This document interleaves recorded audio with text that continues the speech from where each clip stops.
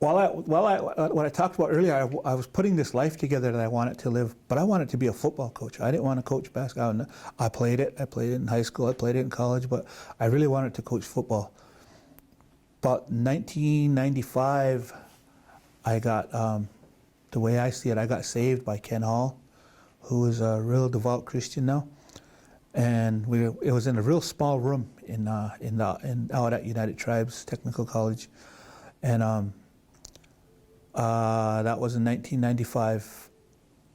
Not a few months after that, he had resigned from that job. And when I talked to one of our close friends, his name's Hank Taken Alive, and we said, I said, hey, who got Ken's job? He said, you should call up there and find out.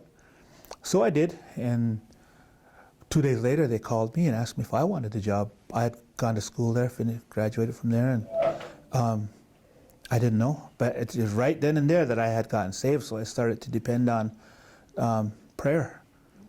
So I went home and told my wife. She said, no, you better not. We just got here. We just moved to South Dakota then. I just got married. She said, we've been here. We just got our house. We got so much to take care of here. So I didn't think much about it. And then on Sunday, I just kept praying about it throughout the week, throughout the day, weekend.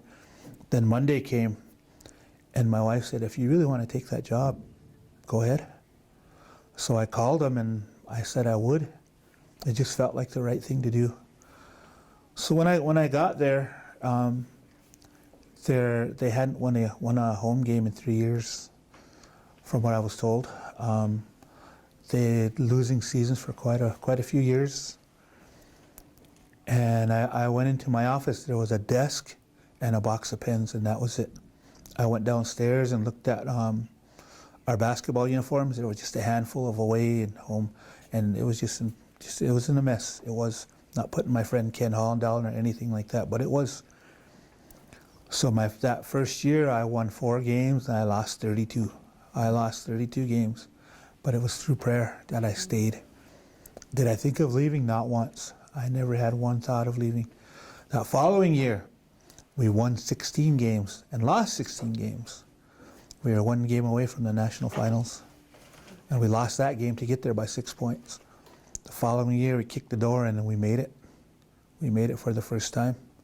And all of the interest wasn't about us being a basketball team, but how do you still live in teepees? That kind of thing. I'm not saying anything bad, but they wanted to know. So our team ended up going to different schools and just talking about like this, who we are, where we come from, and what do we do. We made it again the next year. In 6 years, we played for the regional championship to make it to the nationals, and we made it 3 times. That's never happened, and it's not me, because when we got to that national tournament, I saw that gym. I thought, God, why do you have me here? Why am I here? Then I thought, well, maybe we'll lose our first game. We can go home. I don't have to worry about it anymore. We won. I thought, well, maybe we'll lose this next game. Then we can go home. We won again. So, but in that time, though, we didn't know that we were spreading our culture, that people were finding out that, they don't live in teepees. My teams that when we went, our GPA as a team, not just one guy, but as all 9 and 10 guys, had a 3.6 or higher, all of them. So it wasn't about me being this coach or anything like that, but me about instilling principles and values in their lives, to where the important things, the little things, going to class, getting on time, getting your school, lead to the big things. A lot of those guys were getting Division I offers to go play basketball in different places. Roy Williams, who was a great coach at KU, came to our campus to recruit one of our kids.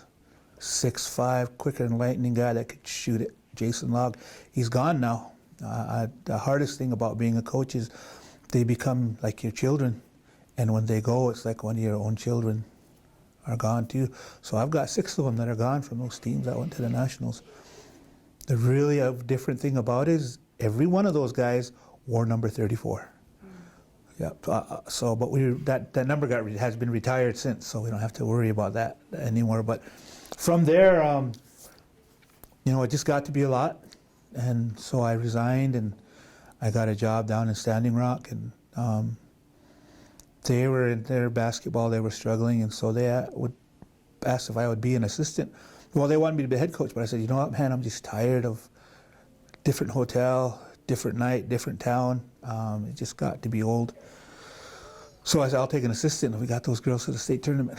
We started 3 freshmen, a sophomore and a junior.